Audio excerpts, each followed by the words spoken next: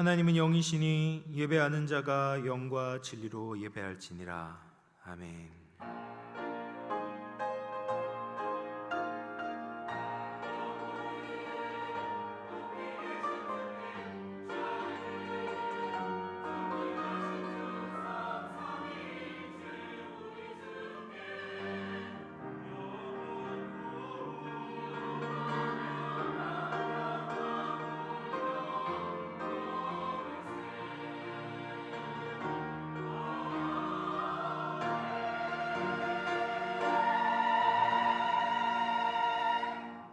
살아계신 하나님 아버지, 은혜와 사랑을 감사합니다.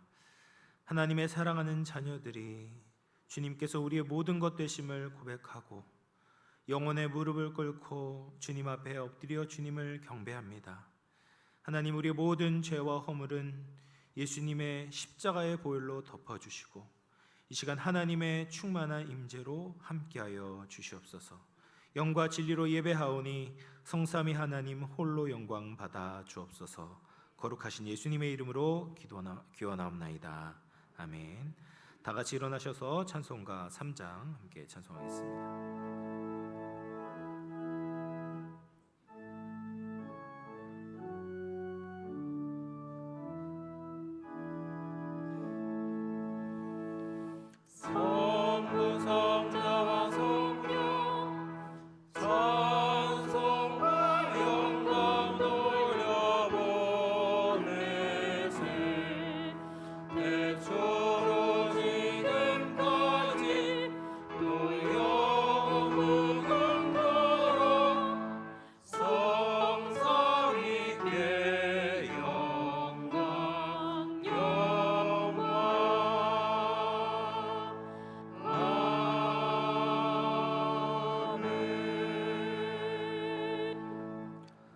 성시교독 23번 시편 43편입니다.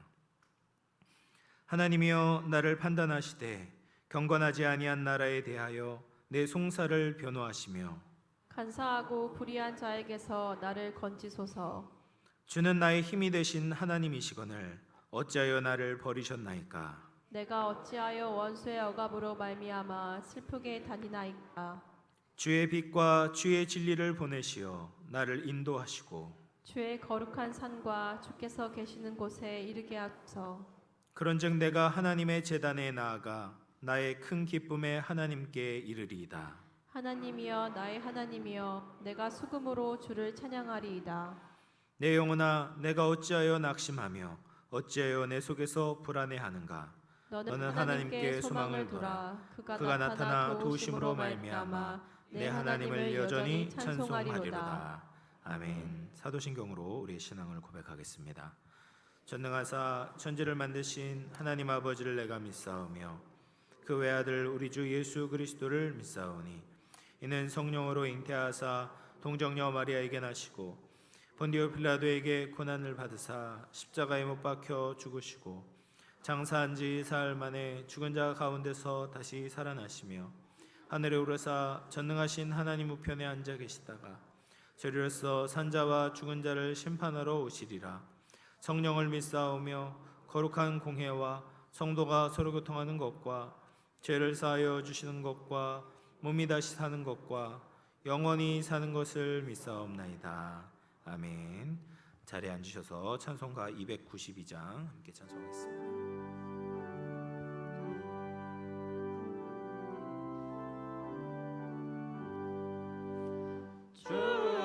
우주의 사랑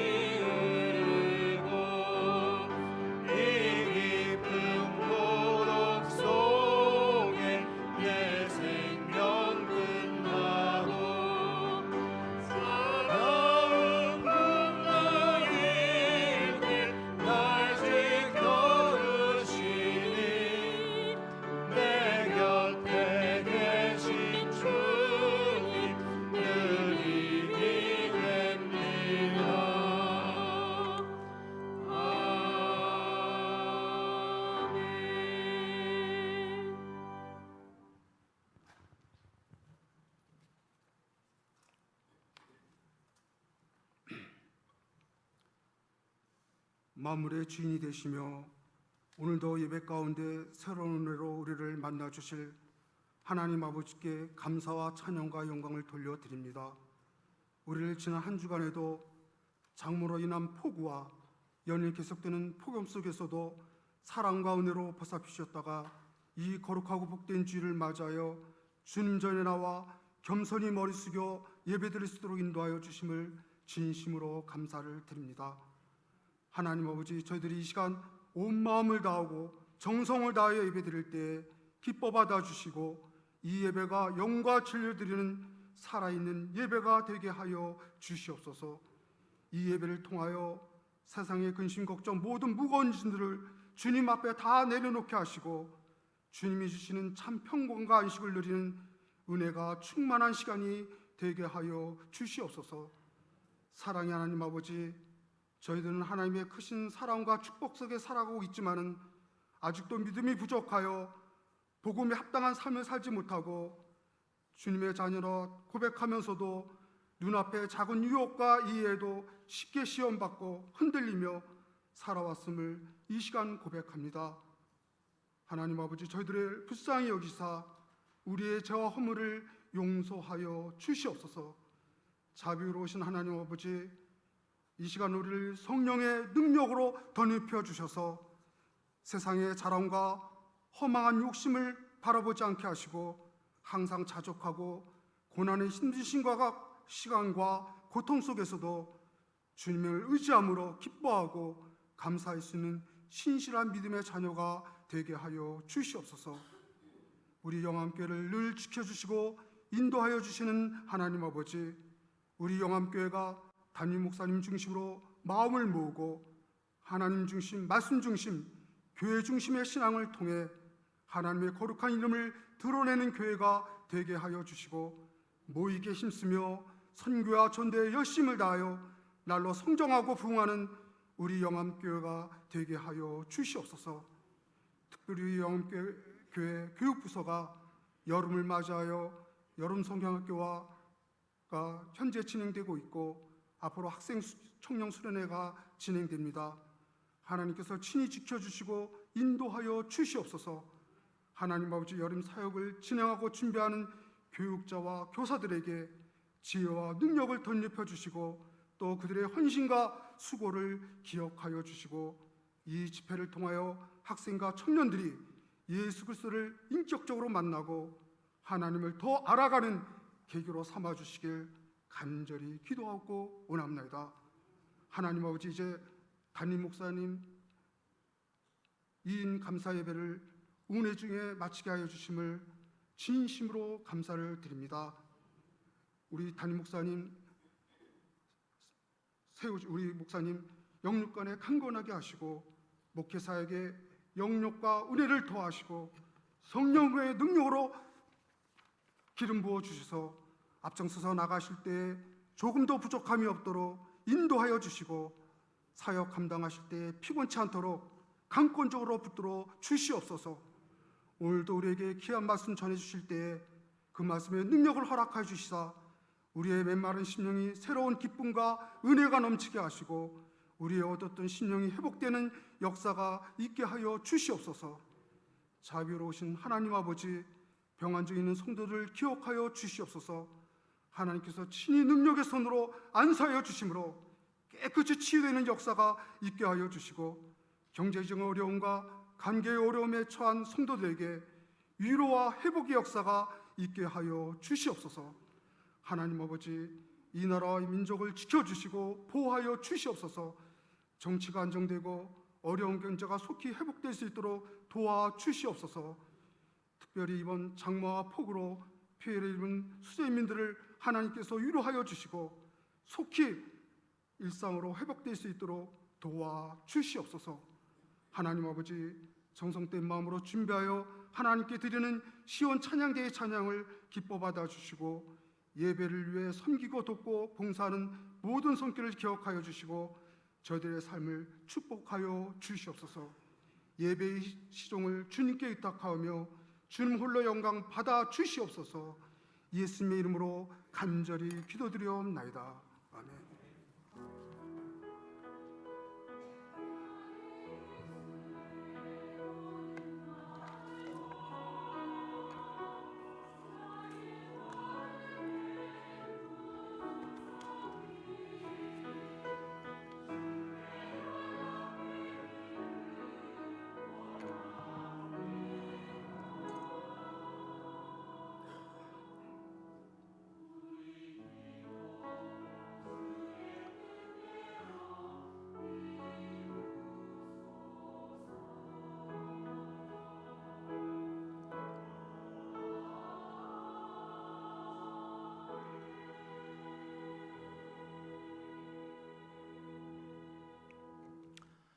오늘 우리에게 주시는 하나님의 말씀은 고린도후서 6장 1절과 2절입니다. 신약성경 291쪽입니다. 우리가 같이 짧으니까 한 목소리로 봉독하도록 하겠습니다. 우리가 하나님과 함께 일하는 자로서 너희를 권하노니 하나님의 은혜를 헛되이 받지 말라. 이르시되 내가 은혜를 베풀 때 너에게 듣고 구원의 날에 너를 도왔다 하셨으니 보라 지금은 은혜 받을 만한 때요 보라 지금은 구원의 날이로다. 아멘.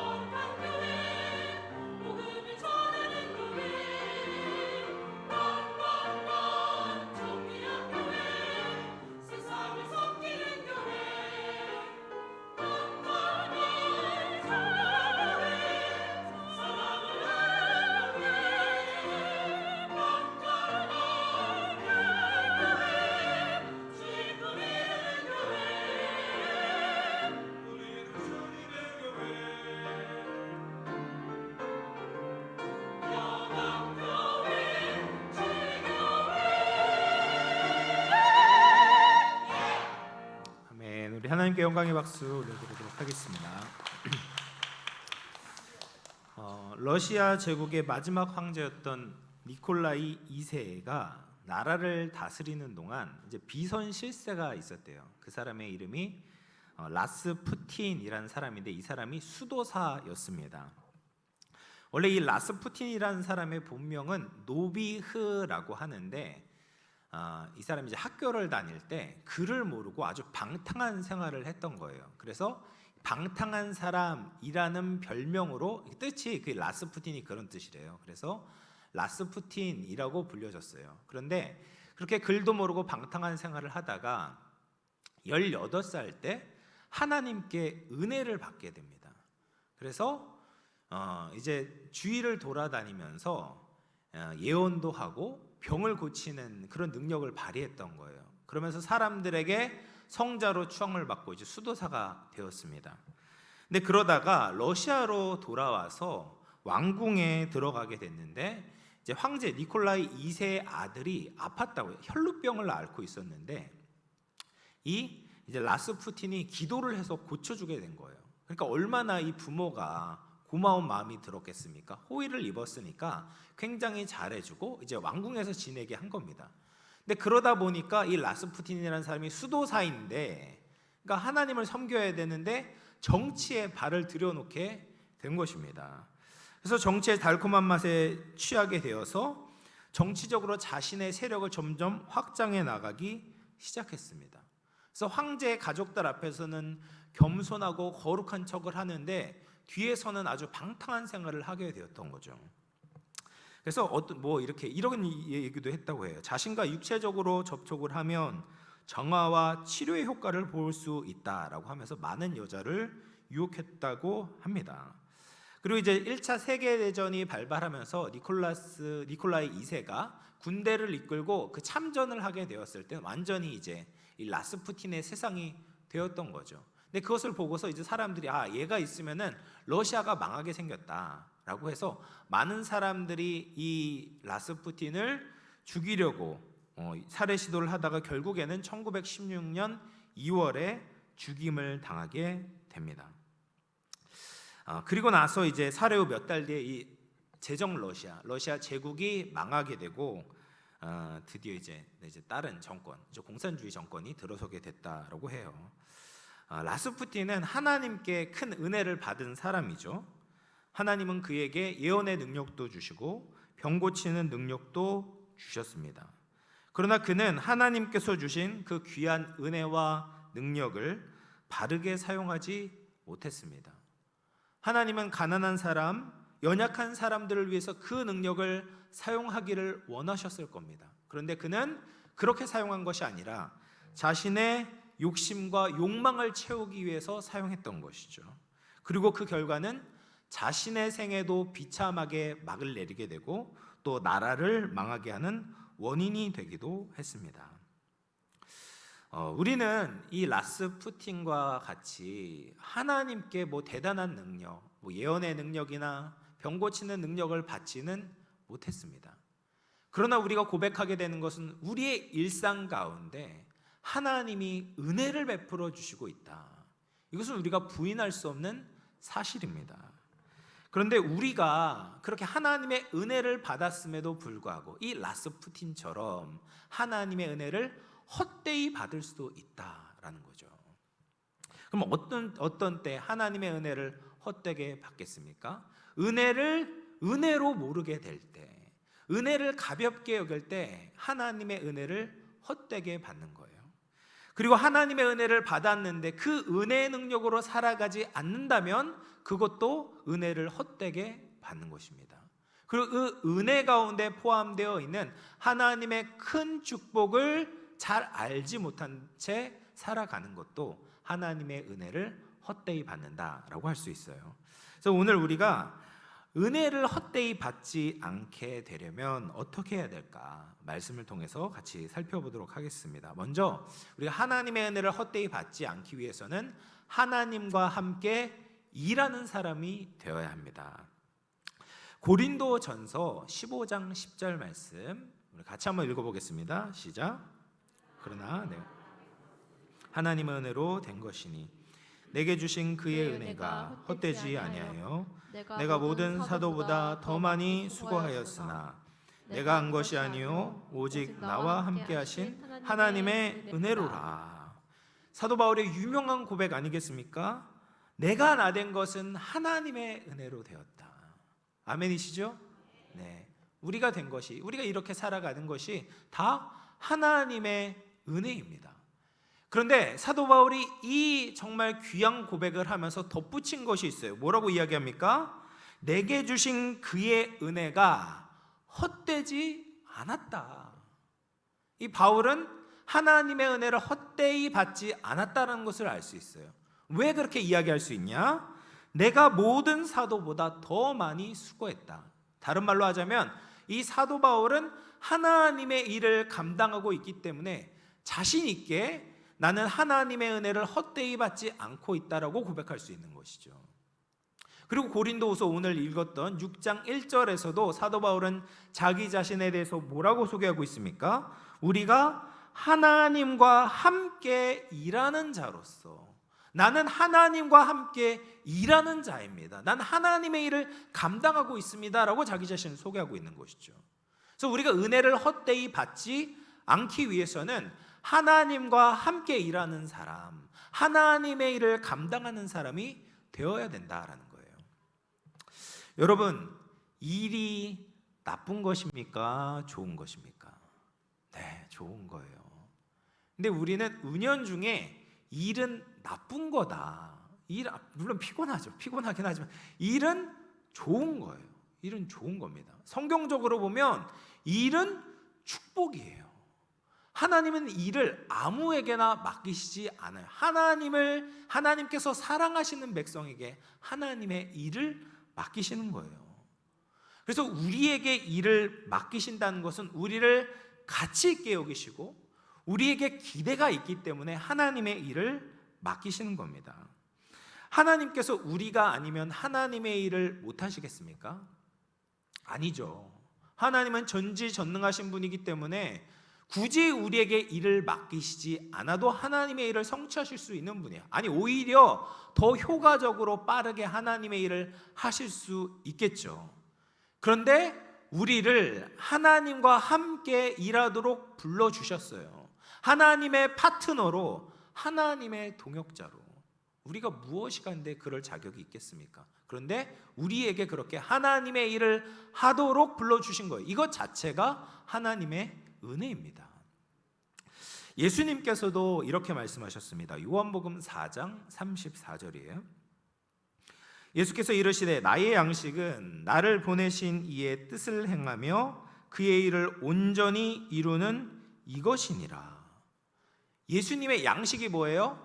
나를 보내시니 하나님의 뜻을 행하고 그의 일을 온전히 이루는 것이다.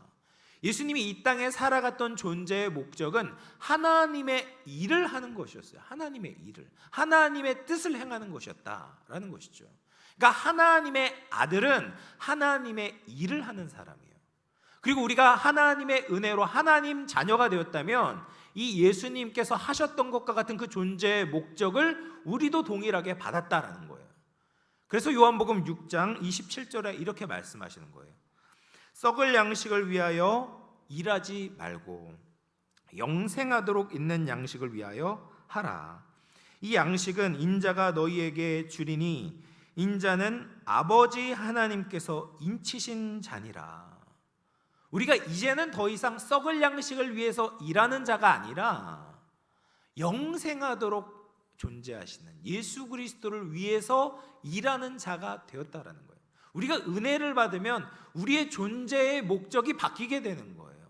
썩을 양식을 위해서 일하는 것이 아니라 썩지 아니하시는 하나님을 위해서, 예수님을 위해서 일하는 자가 되었다. 얼마나 영광스러운 일이겠습니까? 우리의 귀한 인생을 그냥 조금 더 맛있는 음식, 조금 더 좋은 옷 입으려고 일하면서 살아가는 것이 아니에요. 영원하신 하나님이 기억하시는 하나님의 일을 감당하기 위해서 우리를 부르신 줄로 믿으시기를 바랍니다. 그래서 사도 바울이 하나님과 함께 일하는 자였는데, 근데 이렇게 자기를 소개하지만 한때는 사도 바울이 자기가 하나님의 일을 하고 있다, 하고 있지 않은데 하고 있다고 착각을 했었어요. 그러니까 유대교에 대한 열심이 곧 하나님에 대한 열심이라고 생각을 했던 것이죠. 그래서 유대교의 이단이었던 예수님을 따르는 사람들, 소위 우리와 같은 기독교인들을 박해하고 감옥에 넣는 일에 열심을 다했어요. 그런데 이 다메섹 도상에서 예수님을 만나게 되지 않겠습니까? 그래서 사울아 사울아 네가 어찌하여 나를 핍박하냐. 예수님을 만나고 나서 내가 지금까지 살아왔던 그 인생의 방향이 잘못됐구나. 내가 하나님의 일을 한 것이 아니었구나. 진정으로 하나님의 일을 하는 것이 무엇인지 그가 그 방향을 돌리게 되는 거예요. 우리가 스스로 일을 정해서 헌신을 하다 보면 우리가 사도 바울처럼 잘못하게 이게 하나님께서 원하시는 일이 아닌 것을 할 때가 있어요. 오히려 하나님의 일을 방해할 때가 있다라는 거예요. 그러면 어떻게 하면 우리가 방향을 잃지 않고 소진되지 않고 하나님의 일을 감당할 수 있는가? 오늘 말씀의 이제 전문맥을 살펴보면 사도 바울이 하나님의 사역을 감당하는 원리에 대해서 이야기를 하거든요. 그래서 고린도후서 5장 18절 말씀입니다. 모든 것이 하나님께로서 났으며 그가 그리스도로 말미암아 우리를 자기와 화목하게 하시고 또 우리에게 화목하게 하는 직분을 주셨으니. 여러분, 모든 것이 하나님께로서 났죠. 하나님께 은혜를 받았어요. 그래서 그리스도를 통하여서 우리는 하나님과 화목하게 되었어요. 그런데 거기서 끝나는 것이 아니에요. 또라고 해요. 또. 거기서 끝나는 것이 또 화목하게 하는 직분을 받게 되었다라는 거예요. 그리고 그 아래 보면 19절에는 화목하게 하는 말씀을 우리에게 부탁하셨다라고 말합니다. 이것이 사도 바울이 하나님의 일을 하는 원리였어요.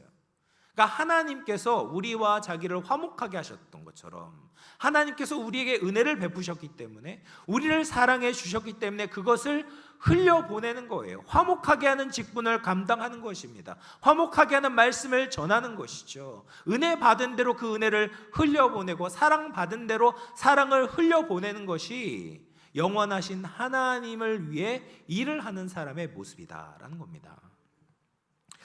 이번에 이제 폭우가 내려가지고 많은 인명 피해가 있었는데 그 중에서도 참 안타까운 그 사건이 오송 지하차도에 있었던 그 사건 아니겠습니까?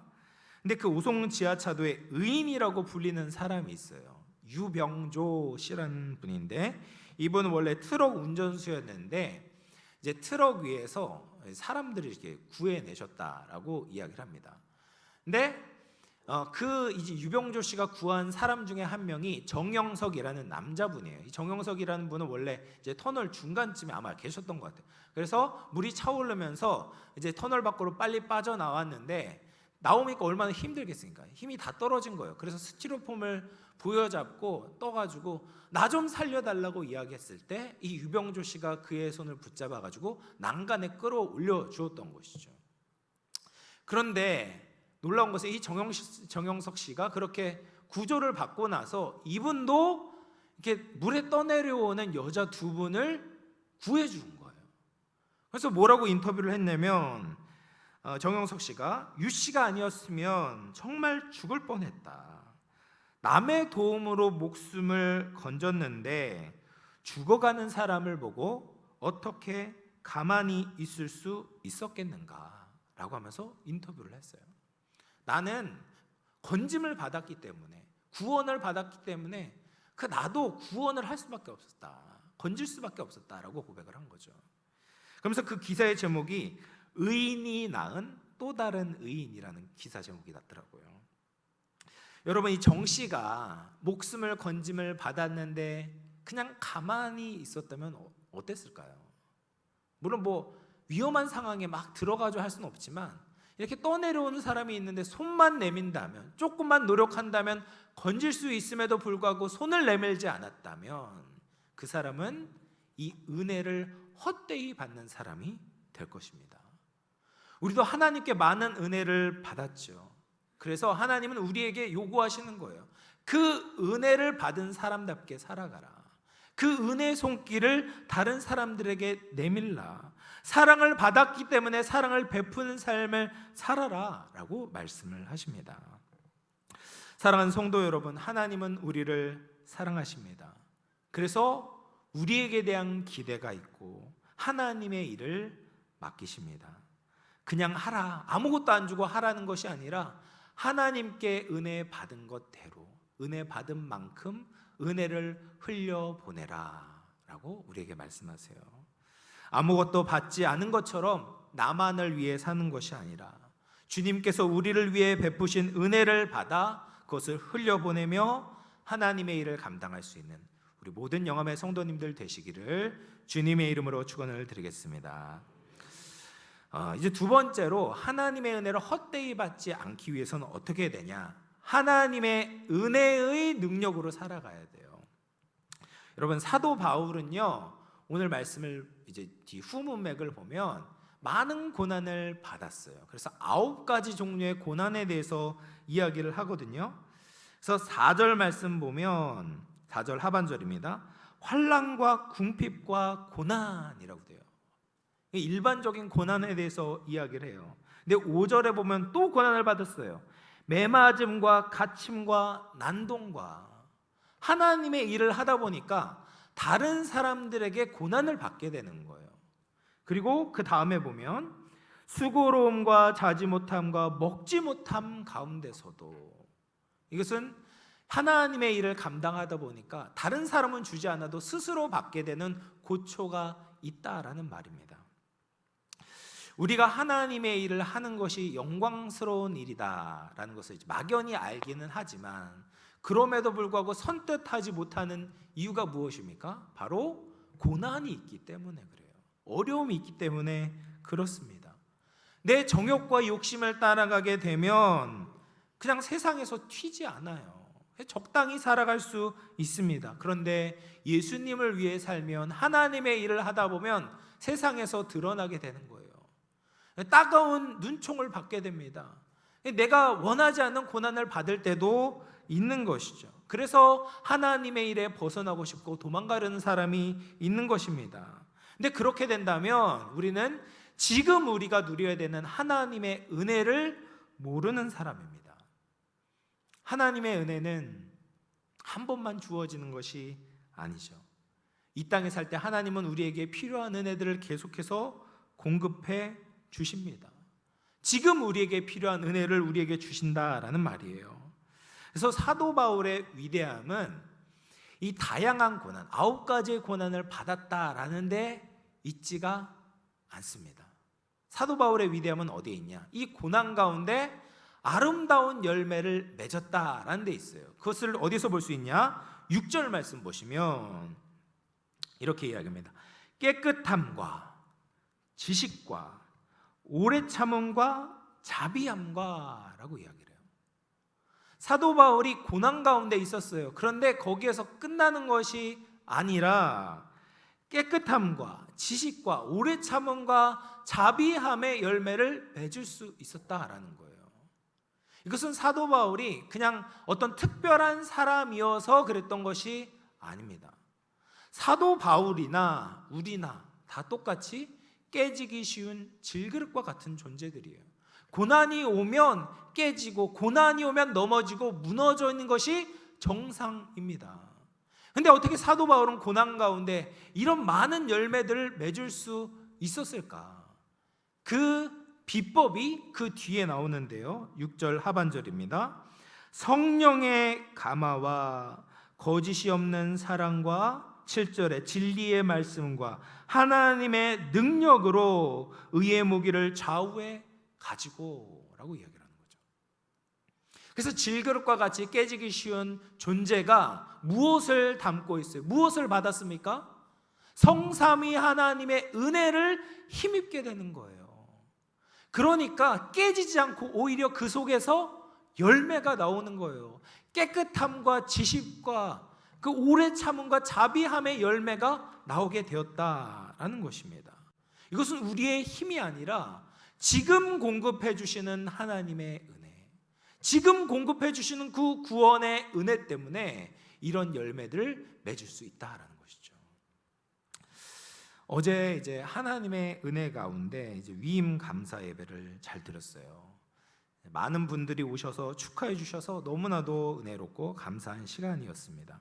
이제 오셨던 분 중에 제가 첫 번째 사역지였던 이제 엘림교회 담임 목사님이 오셨었고, 그리고 제가 이제 오기 전에 바로 전에 사역했던 예수인교회 민창규 목사님께서 오셔서 이제 축사를 해주셨습니다. 이제 사역의 처음과 끝 이렇게 오셨던 거예요. 중간에 이제 미국에 있었기 때문에 그랬는데, 그래서 보면서 하나님께서 내 사역을 또 인도해 주신 것을 다시 한번 이제 생각해 보게 되었어요.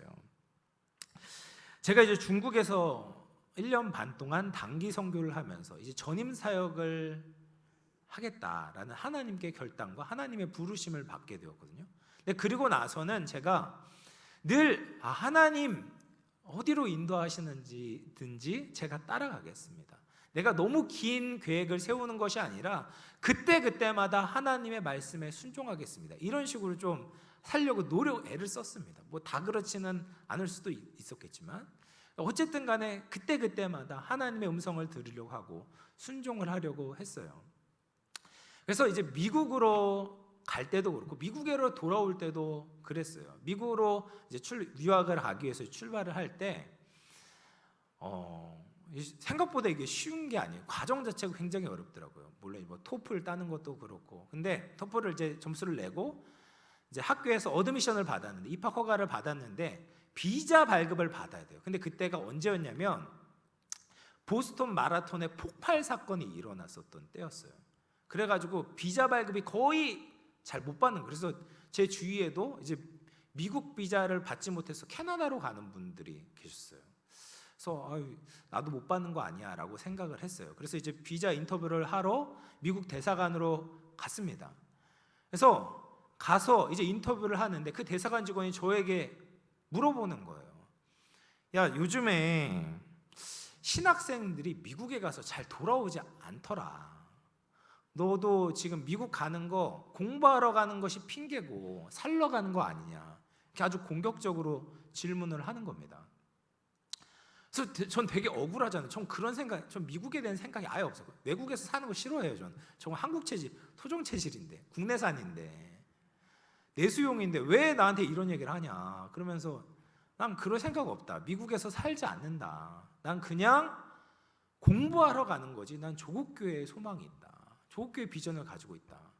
근데 그렇게 막 엉터리 영어로 막 얘기하고 인터뷰를 했는데 하나님의 은혜로 제가 한 번에 이제 비자 발급을 받게 됐어요. 그래서 이제 미국으로 이제 출발. 그때도 이제 하나님의 은혜였죠. 그래서 미국으로 갔는데 도착을 했는데 정말 뭐 아는 사람이 없었습니다. 도착을 하니까 숟가락도 없고 젓가락도 없고 아무것도 없는 거예요. 와, 이거 어떻게 살아가야 되냐. 뭐 날 도와주는 사람이 있는 것도 아니고 어떻게 해야 되나 이렇게 했는데 그때마다 정말 하나님께서 인도해 주시고 공급해 주시는 거예요. 그래서 유학생을 이제 받는 이제 데렉이라는 사람이 있어요. 근데 이 사람이 나중에 알았는데, 그러니까 이 한국 유학생들을 별로 안 좋아하는 사람이었어요. 근데 저랑 이제 만났는데 처음 만났을 때 저를 어떤 창고로 데리고 가는 거예요. 그래서 여기에서 가구로 골라보라는 거예요. 그래서 의자랑 식탁이랑 이렇게 옷장을 그냥 공짜로 준 겁니다. 와, 하나님의 은혜죠. 하나님께서 그렇게 채워주시는 거예요. 그렇게 해서 이제 4년 동안 유학생활을 하고 이제 돌아올 때가 되었어요. 이제 하나님, 난 이제 말씀드렸던 것처럼 이제 한국으로 돌아와야 되니까 이제 돌아와야 되겠다 하고 결단을 하고 비행기표를 끊었는데 돌아갈 곳이 없는 거죠. 누구 불러주는 데가 없는 겁니다. 그래서 이제 한국에 무작정 이제 하나님의 인도하심 따라서 돌아왔는데 지낼 곳이 없으니까 친가와 처가를 전전하면서 막 이력서를 썼어요. 그래서 이제 예수인교회에 이제 사역을 하게 되었어요. 또 왔는데 미국에 갔을 때랑 똑같은 상황이에요. 아무것도 없는 거예요. 아무것도 없어요. 숟가락 젓가락도 뭐 하나서부터 열까지 다 사야 되는 거죠. 그런데 그렇게 정말 아무것도 없이 시작을 했는데 사역하는 동안 하나님이 놀랍게 다 채워주셨어요. 다 채워주셨어요. 이게 다 하나님의 은혜였던 것이죠. 그렇게 이제 영암교회까지 하나님께서 인도를 해 주셨습니다. 하나님의 일을 하다 보면, 하나님의 뜻을 쫓다 보면은 모든 것을 다 내려놓는 것처럼 보일 때가 있습니다. 만약에 제가 겪어야 되는 고난을 하나님이 한 번에 다 알려주셨다면 전 질려가지고 아마 유학도 안 갔을 거예요. 이런 고통이 있는지 몰라서 갔던 거지. 근데 제가 고백하는 것은 뭐냐면 그때마다 하나님께서 필요한 은혜를 주시는 거예요. 내 발에 등이 되어주시고 내 길에 빛이 되어주시는 거예요. 보라, 지금은 은혜 받을 만한 때요, 보라, 지금은 구원의 날이로다. 사랑하는 성도 여러분, 우리는 믿음으로 걸어보지도 않은 채 자꾸 막연하게 주눅이 들어요. 하나님의 일을 하면 얼마나 큰 고난이 있을까, 얼마나 힘들까, 난 감당할 수 없어라고 지레 짐작하며 포기하는 분들이 많이 있습니다. 그러나 하나님은 그냥 나 혼자 고난을 버티게 내버려 두는 분이 아니십니다. 하나님은 지금 우리에게 필요한 은혜를 주시는 줄로 믿으시기를 바랍니다. 지금 주시는 은혜로 믿음으로 승리하며 살아가는 우리 모든 영암의 성도님들 되시기를 주님의 이름으로 축원을 드리겠습니다.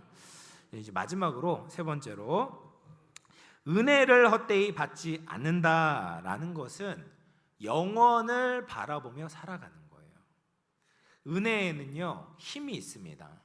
그 중요한 힘 중에 하나가 무엇이냐? 세상이 절대로 볼 수 없는 것을 보도록 하는 거예요.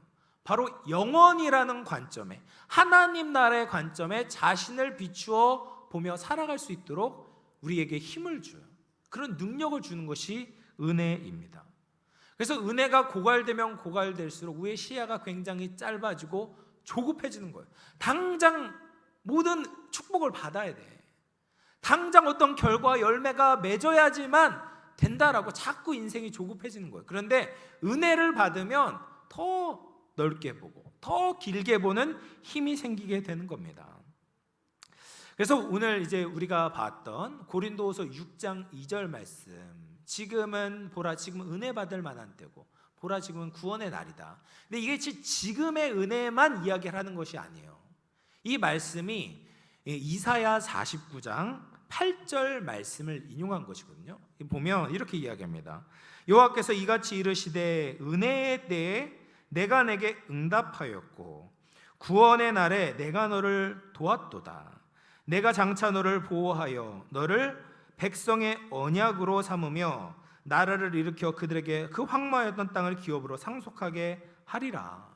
무슨 말이냐면 여러분, 이때는 이 이사야의 글을 받은 사람들은 아직 바벨론 포로 귀환을 하지 못한 상황인 거예요. 아직 예전에 살았던 그 가나안 땅을 다시 수복하지 못한 상황인 거예요. 그런데 하나님은 너에게 그것을 기업으로 줄 테니까 그 약속을 가지고 지금 살아가라 라고 말씀을 하시는 거예요. 그것이 은혜인 겁니다. 여러분, 은혜를 받으면 이 하나님 나라의 시각으로 살아갈 수 있는 거예요. 지금 주시는 은혜뿐 아니라 앞으로 주실 은혜까지도 현재적으로 가지고 믿음으로 살아가는 것이 우리 성도들의 모습인 것입니다.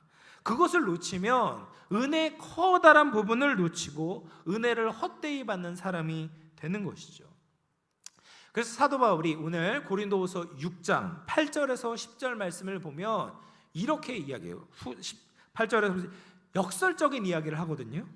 8절 하반절입니다. 우리는 속이는 자 같으나 참되고 무명한 자 같으나 유명한 자요 죽은 자 같으나 보라 우리가 살아있고 징계를 받는 자 같으나 죽임을 당하지 아니하고 근심하는 자 같으나 항상 기뻐하고 가난한 자 같으나 많은 사람을 부유하게 하고 아무것도 없는 자 같으나 모든 것을 가진 자로다라고 말해요. 여러분, 은혜를 받으면 이 같으나에 덫에 걸리지 않는 거예요. 같으나를 보는 게 아니에요. 같다는 건 뭐예요? 그렇지 않다라는 거예요. 그게 아니에요. 거기에 흔들리는 것이 아닙니다. 은혜를 볼 때 그 같으나 뒤에 있는 것에 우리가 초점을 맞추게 되는 거예요. 그것이야말로 진짜 우리에게 주시는 복이구나. 속이는 자 같으나 우리는 속이는 자가 아니라 참된 자고, 우리가 근심하는 자 같으나 우리는 근심하는 것이 아니라 항상 기뻐하고, 가난한 자 같으나 우리는 가난한 것이 아니라 부유한 자고, 주님 안에서 모든 것을 가진 자라는 것을 바라보는 것, 그것이 은혜를 헛되이 받지 않는 것이다. C.S. 루이스는 이렇게 이야기했어요. 이 세상에서 어떤 것도 나를 만족시킬 수 없다는 것을 깨닫는다면 나는 다른 세상에 속한 사람이라는 확실한 증거이다. 여러분, 우리는 하나님의 은혜로 다른 세상에 속한 자가 되었습니다. 하나님 자녀가 되었어요. 그래서 이 세상의 것들로는 우리를 채울 수가 없어요. 만족할 수가 없습니다. 영원하신 하나님의 인정, 하나님의 칭찬, 하나님의 기업으로 말미암아 우리가 만족하고 기뻐하고 감격을 누리며 살아갈 수 있는 것이죠. 바울에게 이와 같은 은혜가 있었기 때문에 그는 일평생을 예수님을 위해서 살아갔던 것입니다. 바로 그 은혜 때문에 스데반은 순교를 당하면서도 그 얼굴이 천사와 같이 빛났던 것입니다. 그 은혜 때문에 삭개오는 자신의 재산을 팔아서 가난한 자들에게 나눠줄 수 있었고, 그 은혜 때문에 베다니의 마리아는 자신의 향유 옥합을 깨뜨려 주님께 드릴 수 있었던 것이죠. 고린도서 4장 18절 우리 마지막으로 같이 읽어보도록 하겠습니다. 함께 읽습니다. 시작. 우리가 주목하는 것은 보이는 것이 아니요 보이지 않는 것이니 보이는 것은 잠깐이요 보이지 않는 것은 영원함이라. 아멘. 사랑하는 성도 여러분, 말씀을 마무리할 텐데요, 은혜를 헛되이 받지 맙시다. 하나님이 이미 우리에게 주신 은혜, 하나님이 지금 우리에게 주시는 은혜, 하나님이 영원히 우리에게 주실 은혜를 바라보며 그것을 누리고 현재를 살아가는 우리 모두가 되었으면 좋겠습니다. 은혜의 어떤 부분도 놓치지 않고 주님의 부르심을 따라 더 풍성한 은혜를 누리고 기쁨과 감격을 가지고 하나님의 일을 감당하며 하나님께 영광 돌릴 수 있는 우리 모든 영험의 성도님들 되시기를 주님의 이름으로 축원을 드립니다. 말씀을 생각하면서 한번 기도하겠습니다. 나에게 주신 은혜를 깨닫지 못하는 분들이 혹시 계십니까? 내가 무슨 은혜를 받았어? 아니에요. 여러분, 우리는 이미 은혜를 받은 자들입니다. 그리고 지금도 하나님은 우리에게 은혜를 주십니다. 그리고 하나님은 우리에게 영원히 은혜를 주실 것입니다. 이 시간 우리가 기도할 때 주님, 우리가 하나님의 은혜로 살게 하여 주시옵소서. 믿음의 눈으로 하나님의 은혜를 감사하며 살아가며 열매 맺는 우리 모두가 되게 하여 주시옵소서. 말씀을 생각하면서 한번 기도하도록 하겠습니다. 하나님 아버지, 감사합니다. 하나님 아버지의 자격 없고 아버지 아무런 주님의 은혜를 받을 만한 조건 없는 우리에게 예수 그리스도의 십자가의 은혜, 부활의 은혜, 하나님 그 영광스러운 하나님의 자녀로 부르신 그 부르심의 은혜, 하나님의 일을 맡기신 그 은혜, 하나님 지금도 우리를 붙드시는 그 하나님의 은혜, 하나님 모든 것이 하나님의 은혜임을 고백합니다. 그 하나님의 은혜를 깨닫게 하여 주시고 보게 하시고 누리게 하시고 그 은혜의 능력으로 살아가게 하여 주시옵소서. 하나님의 일을 맡기실 때 도망가지 않고 피하지 않고 하나님 주님께서 기뻐하시는 열매를 맺는 하나님의 백성들 되게 하여 주시옵소서. 주여 감사합니다. 하나님 영광 올려드립니다. 영원히 우리에게 은혜 베푸실 주님 찬양합니다. 하나님 그 주님을 기뻐하고 감격하며 살아가는 우리 모든 영험의 성도들 되게 하여 주시옵소서. 살아계신 하나님 아버지 감사합니다. 우리에게 크고 놀라운 은혜를 베풀어 주셔서 하나님의 자녀로 이 세상을 살게 하시니 감사합니다. 우리가 주님의 은혜를 헛되이 받지 않기를 소망합니다. 하나님의 은혜를 가볍게 여기지 말게 하시고 지금 우리에게 주시는 은혜를 더욱 사모하며 그 은혜로 믿음으로 살게 하여 주시옵소서. 지금이 은혜 받을 만한 때이고 지금이 구원의 날인 줄로 믿습니다. 사랑하는 성도들의 인생에 꼭 필요한 은혜를 주셔서 지금도 역사하시는 주님을 찬양하며 주님과 함께 동행하고 동역하고 영광 돌리게 하여 주옵소서. 거룩하신 예수님의 이름으로 기도하옵나이다. 아멘. 찬송가 301장 찬송하시면서 준비하신 예물 하나님 앞에 봉헌하겠습니다.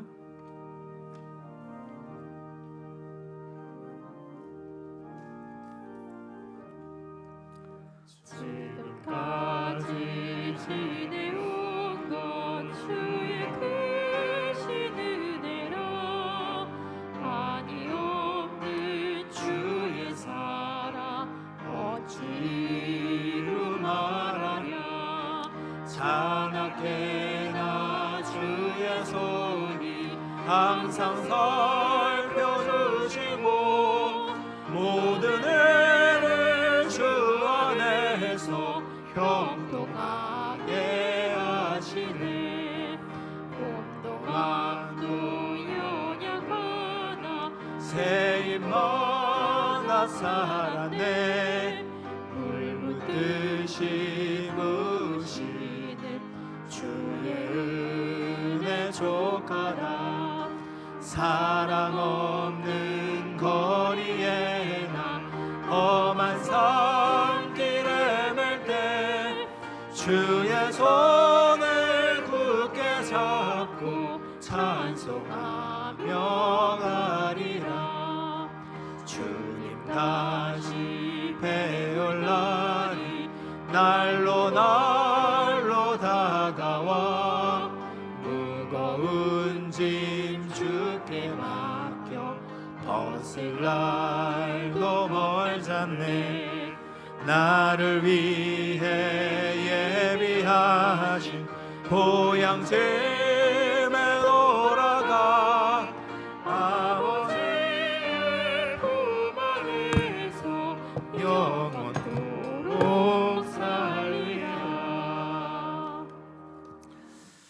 기도하겠습니다. 사랑과 은혜가 풍성하신 하나님 아버지, 오늘도 살아계신 하나님의 말씀을 듣게 하시니 감사합니다.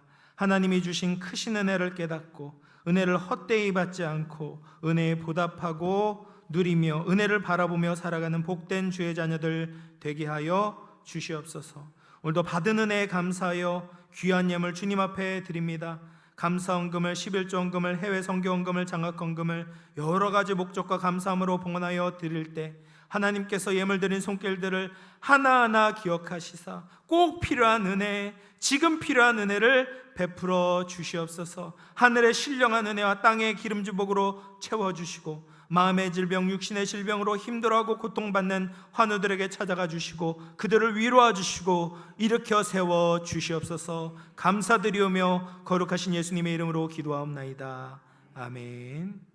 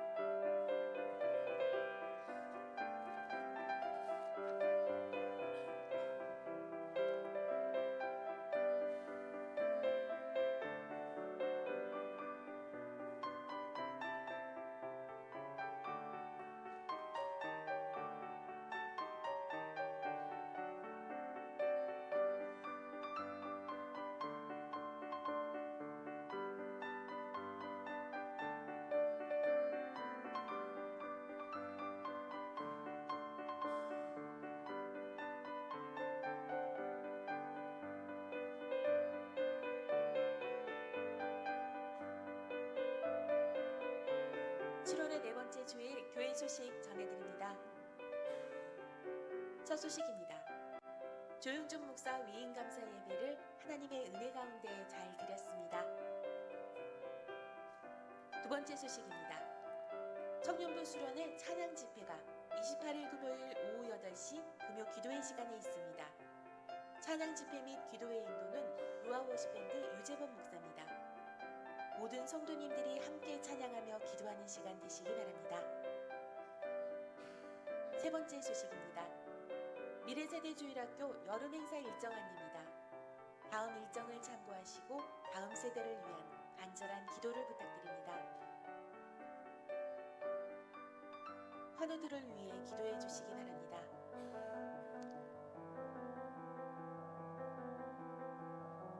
군복무 중인 자녀들을 위해 기도해 주시기 바랍니다.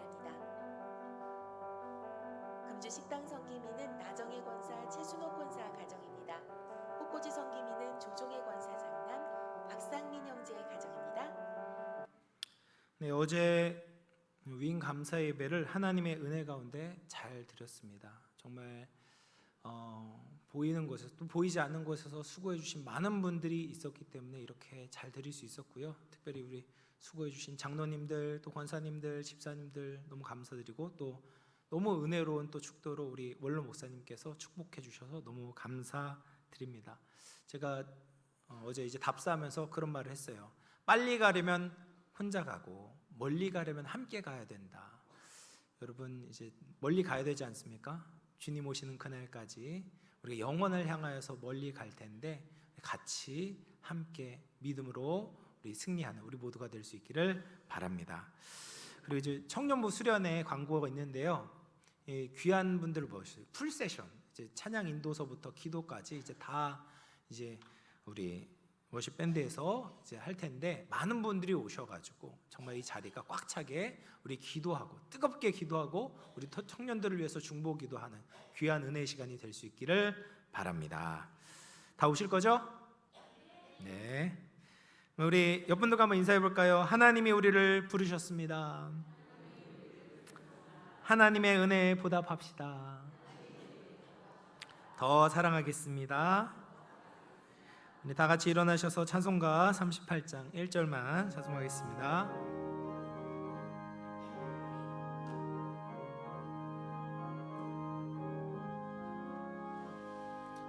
예수 우리 왕이여 이곳에 오셔서 우리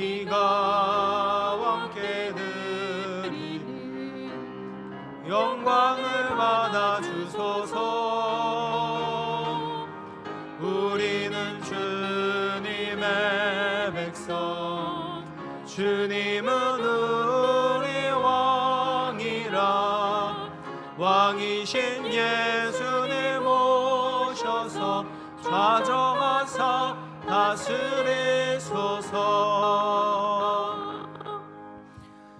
지금은 우리 구주 예수 그리스도의 은혜와 하나님 아버지의 말로 형용할 수 없는 크신 사랑과 성령의 감화 감동 내주 교통하시는 은총이 하나님께서 주신 은혜를 헛되이 받지 않고 예전에 주신 은혜, 지금도 우리에게 주신 은혜, 영원히 우리에게 주실 은혜를 바라보며 믿음으로 결단하고 하나님의 일을 감당하기를 소원하고 다짐하는 사랑하는 모든 주의 권속들 머리머리 위에, 그 가정과 직장과 삶의 터전 위에, 자녀손들 위에, 몸된 우리 영암교회 공동체 위에, 이 나라 이 민족 위에 이제로부터 영원토록 함께 있어지이다.